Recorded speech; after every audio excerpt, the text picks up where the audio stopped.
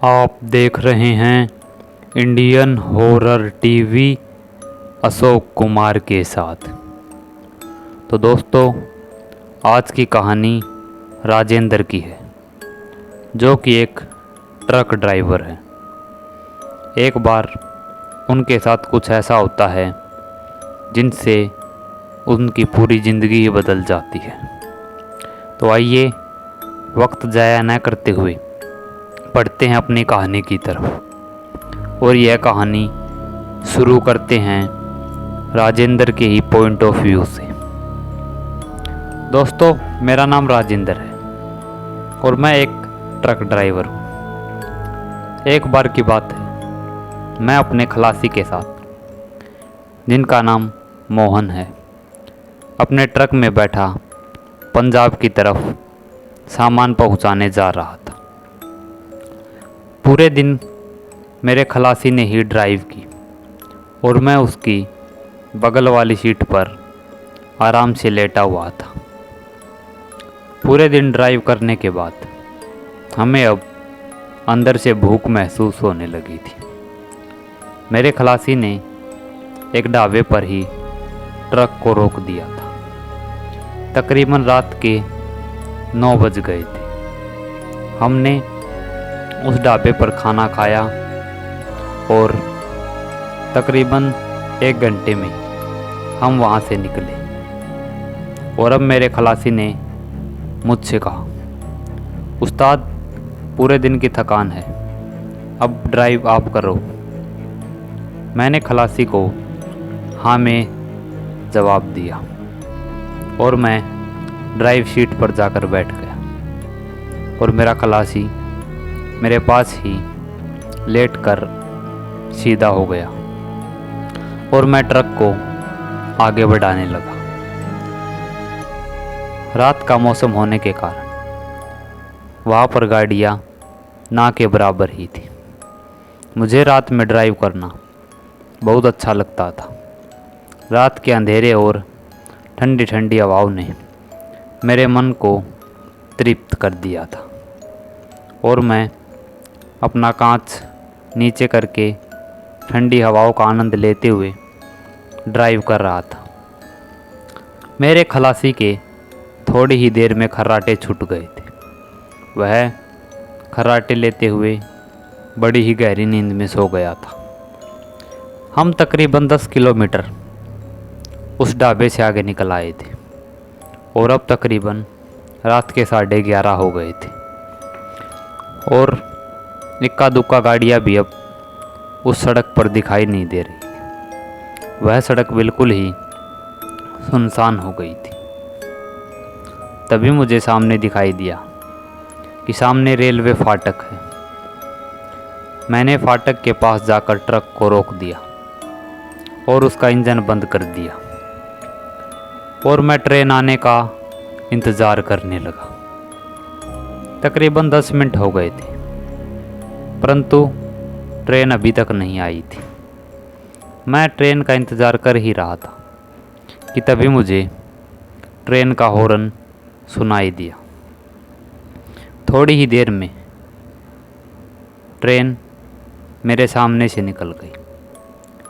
वह बहुत ही स्पीड में निकली थी। वह एक मालगाड़ी थी।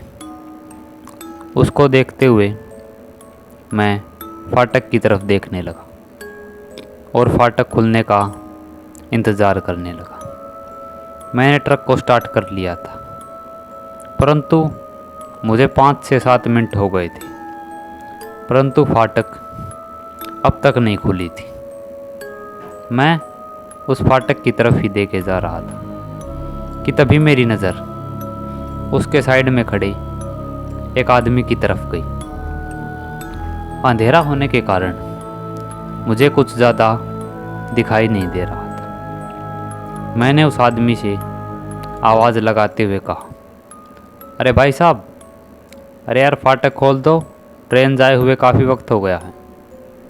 मैंने उससे यह बात बोली, परंतु उसने बिल्कुल भी रिएक्शन नहीं दिया। वह जो का तो ही वहाँ पर खड़ा रहा। मैंने तकरीबन 4 से 5 बार उसे आवाज़ दी, परंतु वह था कि टस से मस ही नहीं हो रहा था। अब मुझे गुस्सा साथ में आसमान पर था। मैंने ट्रक का दरवाज़ा खोला और झट से नीचे उतर गया और लंबे लंबे कदमों से उस आदमी की तरफ बढ़ने लगा। मैंने गुस्से में जाते ही उस आदमी के कंधे पर हाथ रखा, क्योंकि उसकी पीठ मेरी ओर थी और उसका चेहरा दूसरी साइड था। मैंने उसके कंधे पर हाथ रखा और बोला, अरे भाई साहब आपको, परंतु मेरे पसीने छूटने लग गए, क्योंकि उस आदमी ने अपनी पूरी गर्दन पीछे की तरफ मोड़ दी थी और अब वह मेरी ही तरफ देखे जा रहा था। उसकी आंखें नहीं थी, आंखों की जगह काले गड्ढे थे। उसका ऐसा डरावना और खौफनाक चेहरा देखकर मैं तो सुन्न ही पड़ गया था। अब मेरी हिम्मत भी नहीं हो रही थी कि उसके कंधे पर से अपना हाथ भी हटाऊं। मैं बस वहाँ पर स्टैचू की तरह ही खड़ा हुआ था कि तभी पीछे से मुझे मेरे खलासी मोहन की आवाज़ सुनाई दी, अरे उस्ताद वहाँ पर क्या कर रहे हो, जल्दी आ जाओ, हमें देर हो रही है। उसकी बात सुनकर जैसे ही वह मेरे कानों में पड़ी, मुझे थोड़ा होश आया और अब मैंने देखा कि वहाँ पर तो कोई भी नहीं है और मेरा हाथ हवा में ही लटका हुआ है। मैंने अपना हाथ नीचे किया और वापस मुड़कर ट्रक की तरफ जाने लगा, परंतु तभी मुझे वहाँ पर फाटक का कर्मचारी आता दिखाई दिया। मैंने उस कर्मचारी के पास जाकर पूछा, भाई साहब क्या थोड़ी देर पहले आप ही खड़े थे यहाँ पर? परंतु उसने साफ इनकार कर दिया और मुझसे बोला, अरे नहीं भाई, मैं तो थोड़ा हल्का होने के लिए यहीं पास गया था, यहाँ पर तो मेरे सिवा और कोई भी नहीं है। उसकी बात सुनकर मेरे पाँव थर थर काँपने लगे और मैं उस दौर को याद करने लगा जब मैं उस आदमी के कंधे पर हाथ रखे हुए था और उसने अपनी पूरी गर्दन पीछे घुमा दी थी।